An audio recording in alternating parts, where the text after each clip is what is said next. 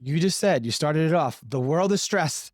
And this isn't just you, Sarah. This is statistics, right? Yes. That back this up. And Harvard said 60 to 90% of all doctor's visits are stress related.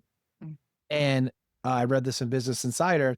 In the US alone, US corporations spend $300 billion with a B every year on issues that are directly related to stress.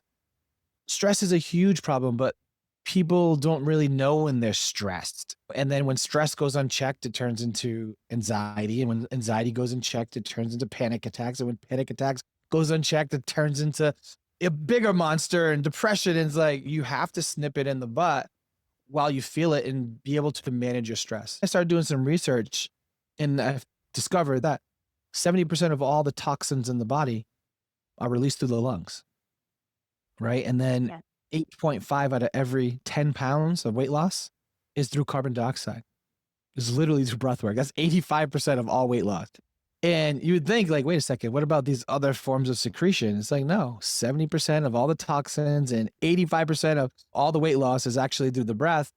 So another big one is if you combine that with the fact that everybody's stressed, and when someone's stressed, the adrenals release cortisol. And you know, how cool of an office could you have? Like Google's building ping pong tables and this and like, you know, teleportation machine over there. And like people are like, I want to work for Google. That's how they were like attracting people. Now no one gives a shit about that because they don't even want to work in the office anymore.